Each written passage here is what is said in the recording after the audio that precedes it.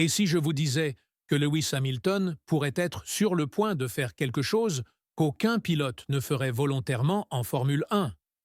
Quelque chose qui va à l'encontre de tous les instincts compétitifs d'un septuple champion du monde? Restez jusqu'à la fin car cette histoire comporte un rebondissement et pourrait complètement changer le week-end de Ferrari à Monza.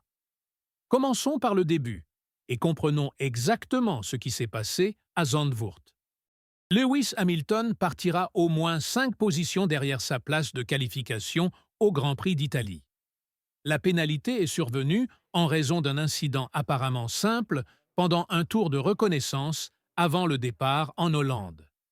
Le Britannique n'a pas suffisamment ralenti lors des drapeaux jaunes doubles qui étaient montrés à tous les pilotes passant par la grille. Le détail, c'est que ces drapeaux n'étaient pas déployés à cause d'un accident spécifique, mais comme mesure de sécurité standard due aux caractéristiques du circuit de Zandvoort, notamment dans le dernier virage incliné. Ce qui rend cette situation encore plus controversée, c'est le moment choisi pour la décision des commissaires. L'incident s'est produit 40 minutes avant le départ de la course, largement assez de temps pour que les commissaires analysent et appliquent la pénalité encore à Zandvoort. Mais ils ont décidé de reporter l'enquête jusqu'après la course, prétendant avoir besoin de plus de temps pour analyser les données de télémétrie tant de Ferrari que des systèmes de la FIA. Cela semble étrange, n'est-ce pas? Lorsqu'ils ont finalement analysé les données, ils ont découvert que Hamilton avait bien réduit sa vitesse, mais selon eux, pas suffisamment. Les chiffres montrent que le pilote est entré dans le secteur des drapeaux jaunes doubles environ 20 km/h moins vite que lors des séances d'essai, a réduit l'application de l'accélérateur entre 10 et 20% et a freiné 70 mètres plus tôt en entrant dans la voie des stands. Malgré cela, les commissaires ont considéré qu'une réduction de 20 km/h ne constituait pas un ralentissement significatif. Fred Vasseur, directeur de Ferrari, n'a pas caché son irritation face à cette décision. Il a qualifié la pénalité de sévère et a remis en question tant le timing que la subjectivité de la sanction. Selon Vasseur, il serait beaucoup plus clair et équitable d'établir une limite de vitesse spécifique, comme c'est le cas dans la voie des stands, plutôt que de laisser l'interprétation ouverte sur ce qui constituerait une réduction suffisante. Le Français a également critiqué le fait que la pénalité n'ait pas été appliquée à Zandvoort, puisque Hamilton n'a même pas terminé la course en Hollande en raison de l'accident. Malgré le fait de considérer la décision injuste, Vasseur a choisi de ne pas utiliser le droit de révision dont disposait Ferrari. Son explication est pragmatique. 5 positions de pénalité à Monza sont moins préjudiciables que sur des circuits comme Monaco ou Zandvoort, où les dépassements sont beaucoup plus difficiles. De plus, il a préféré maintenir toute l'équipe concentrée sur la performance pour le week-end italien plutôt que de gaspiller de l'énergie à lutter contre une décision déjà prise. C'est ici que les choses deviennent vraiment intéressantes. Avec cette pénalité en poche, Hamilton a fait une déclaration qui a laissé tout le monde bouche bée. Le septuple champion a déclaré qu'il serait prêt à sacrifier sa propre qualification pour offrir une aspiration à Charles Leclerc lors de la séance d'essais officiels. Oui, vous avez bien entendu. L'un des pilotes les plus compétitifs de l'histoire de la catégorie parle de renoncer à ses chances pour aider son coéquipier. Hamilton a révélé que cette stratégie n'a pas encore été discutée par l'équipe, mais qu'il se souvenait de Ferrari utilisant cette tactique dans le passé avec Kimi Räikkönen et Felipe Massa. Selon le Britannique, donner une aspiration peut être bénéfique, mais cela implique toujours des risques et exige fréquemment qu'un pilote soit sacrifié pour l'autre.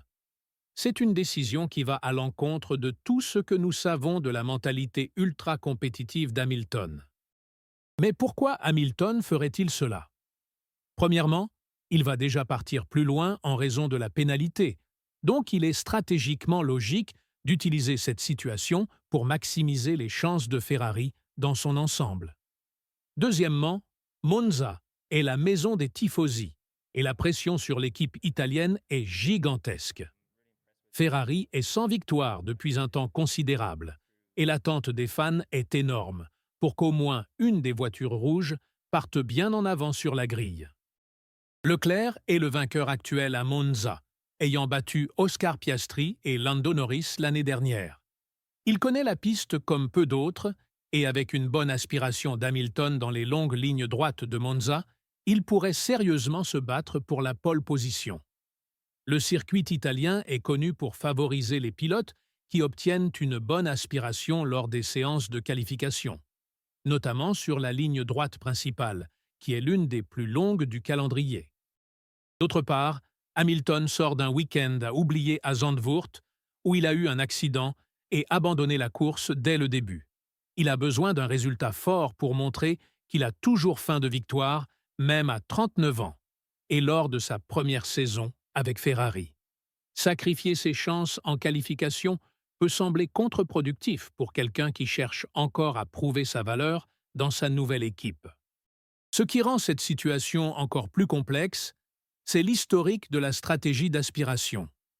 Bien qu'elle puisse aider considérablement le pilote qui reçoit l'assistance, surtout à Monza où la vitesse de pointe est cruciale, elle peut également compromettre complètement le tour de celui qui fournit l'aspiration. Toute erreur de timing ou de positionnement peut entraîner la perte de temps précieux et de position sur la grille pour les deux pilotes.